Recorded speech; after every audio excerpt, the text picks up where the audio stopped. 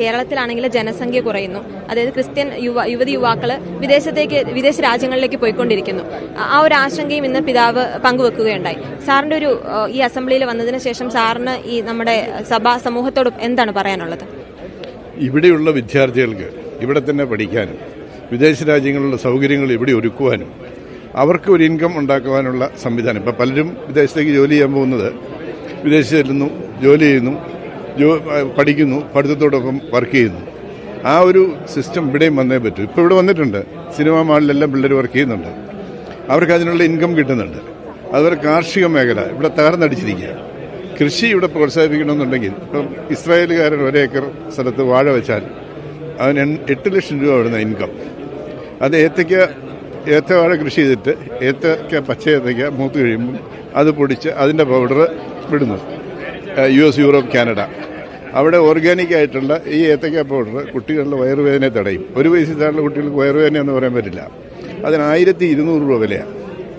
ഒരു ഏത്തക്കൊല വിറ്റാൽ കർഷകന് കിട്ടുന്ന അങ്ങേറ്റം 12 കിലോ. അതിന് മാർക്കറ്റിൽ കിട്ടുന്ന ഒരു 360 രൂപ അല്ലെങ്കിൽ 480 രൂപ. അത് 1200 രൂപയായിട്ട് മാറുക. അപ്പം കോൾഡ് സ്റ്റോറേജുകളും അതോടൊപ്പം ഫുഡ് പാർക്കുകളും ഉണ്ടായി വാല്യൂ ആഡഡ് പ്രോഡക്ട്സ് ഉണ്ടാക്കാനുള്ള ഒരു സംവിധാനത്തിലേക്ക് കടക്കണം. പാലാ രൂപത ഇപ്പോൾ ഏതാണ്ട് അതിലേക്ക് കടന്നിട്ടുണ്ട്. അങ്ങനെ ഒന്നും കുട്ടികൾ പോകില്ല പുറത്ത്. ശരത് പവാറിൻ്റെ ബാരാമതി എന്ന് പറഞ്ഞ കോൺസ്റ്റിറ്റ്യുവൻസി ഒരൊറ്റയാളും സർക്കാർ ജോലിക്ക് പോകുന്നില്ല. മിനിമം 2 ലക്ഷം രൂപ അവിടെ അവർക്ക് വരുമാനം കിട്ടുന്നുണ്ട്. അതിൻ്റെ കാരണം മുന്തിരി ആണെങ്കിൽ അതിൻ്റെ ഫ്ലഷ് വൈനിന് പോകുന്നു, കുരു ഓർഗാനിക് മാനുവറിന് പോകുന്നു, തൊലി കളറിങ്ങിന് പോകുന്നു. ഇതെന്തുകൊണ്ട് നമുക്കായിക്കൂടാ? ഇപ്പോൾ ഇവിടെ ഒരുപാട് സ്ഥലം വെറുതെ കിടപ്പുണ്ട്. ശരിക്കും പവർ ഗ്രിഡ് ഉണ്ടെങ്കിൽ ഈ എല്ലാ സ്ഥലത്തും സോളാർ പ്ലാന്റ്സ് വെച്ചുകൊണ്ട് ഈ പവർ സ്വരൂപിച്ചാൽ കേരളത്തിൻ്റെ പവറിനും 3.75 രൂപ ഇവിടെ കൊടുക്കുള്ളൂ. അത് ബാറ്ററി സ്റ്റോർ ചെയ്താൽ 8 രൂപയ്ക്ക് പീക്ക് ടൈമിൽ വിൽക്കാൻ പറ്റും. അത്തരം കാര്യങ്ങൾ ആലോചിച്ച് സംസ്ഥാനത്തിന് വരുമാനം ഉണ്ടാക്കാനും ഇവിടുത്തെ ജനങ്ങൾക്ക് വരുമാനം ഉണ്ടാക്കാനുള്ള കാര്യങ്ങളിലേക്ക് കടക്കുന്നതിന് പകരം കേന്ദ്രമൊന്നും തരുന്നില്ല എന്ന് പറഞ്ഞ് നിലവിളിക്കുന്ന ഒരു സർക്കാർ, ഇത് മാറിയിട്ടൊരു സംവിധാനം ഉണ്ടാവും. വലിയ താമസമില്ലാതെ 1 കൊല്ലം 6 മാസം വെയിറ്റ് ചെയ്താൽ മതി.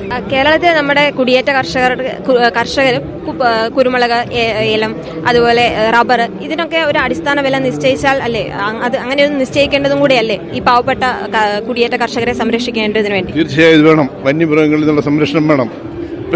സിംഗപ്പൂർ സഫാരി പാർക്കില്ലേ, എന്തുകൊണ്ടാണ് മൃഗങ്ങൾ അപ്പുറത്ത് കിടക്കാത്തത്? അവിടെ ഇലക്ട്രിക് വേലിയുണ്ട്, അതിനപ്പുറം വലിയ ട്രഞ്ച് കുറിച്ചിട്ടുണ്ട്. ഒരു പുലിക്കോ കടുവയ്ക്കോ ചാടി ഇപ്പുറത്തേക്ക് കിടക്കാൻ പറ്റില്ല. ഈ സംവിധാനം എന്തുകൊണ്ട് ഇവിടെ ഉണ്ടായിക്കൂടാ? ആളുകൾക്ക് ഇതൊരു കാഴ്ചയും സംഭവമായി മാറിക്കൂടെ? വ്യത്യസ്തമായ രീതിയിൽ ചിന്തിക്കുകയും പുരോഗമനപരമായ രീതിയിൽ ചിന്തിക്കുകയും വരുമാനമുണ്ടാക്കാൻ എങ്ങനെ സാധിക്കുകയും കർഷകനെങ്ങനെ പ്രൊട്ടക്ഷൻ കൊടുക്കാൻ കഴിയുകയും ചെയ്യുന്ന ആ രീതിയിലേക്കൊരു സംവിധാനം ഉണ്ടാവണം. ഇതൊന്നും പറഞ്ഞാൽ തല കയറിയല്ല. കഴിഞ്ഞോണ്ട് ഞാൻ LDFിലായിരുന്നപ്പം ഫുഡ് പാർക്കും കോൾഡ് സ്റ്റോറേജും കൊണ്ട് ഞാൻ ഇവിടെ 17 ഏക്കർ സ്ഥലം എടുത്തിക്കാൻ തീരുമാനിച്ചു. ഞാൻ അപ്പുറത്തോട്ട് പോയപ്പോൾ അത് ഫ്രീസ് ചെയ്തു. അല്ലെങ്കിൽ പാലായെ സംബന്ധിച്ചിടത്തോളം ഒരുപാട് വാല്യൂ ആയിട്ട് പ്രൊഡക്റ്റ് വന്നേനെ. ഞാൻ പറയാം, ഫോർ എക്സാമ്പിൾ വാഴച്ചുണ്ടും പയറും, വാഴക്കൂമ്പ് ഇതും പയറും, വാഴപ്പിണ്ടിയും പയറും, ഇത് രണ്ടും ടെട്രാ പാക്കിലാക്കി കയറ്റി അയച്ചാൽ എത്ര രൂപ കിട്ടും കർഷകന്? 10-20 രൂപ എന്തായാലും ഒരു വാഴയെന്ന് വെച്ചും കിട്ടും.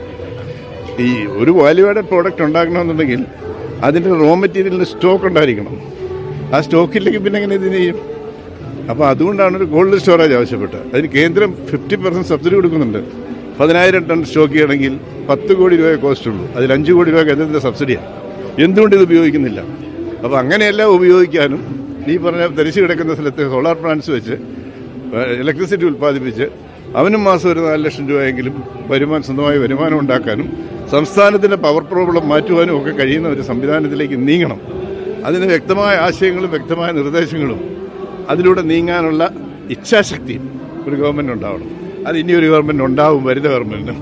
സർക്കാരിൽ വിശ്വാസം ഇല്ലാത്തതും അഴിമതിയും അങ്ങനെയുള്ള കാര്യങ്ങളും വിദ്യാർത്ഥികളെ വിദേശത്തേക്ക് കുടിയേറുന്നതിന് കാരണമാവുന്നില്ലേ? സർക്കാരിലെ അഴിമതിയും വിദ്യാർത്ഥികൾ പുറത്തേക്ക് പോകുന്നതായിട്ട് ബന്ധമൊന്നുമില്ല.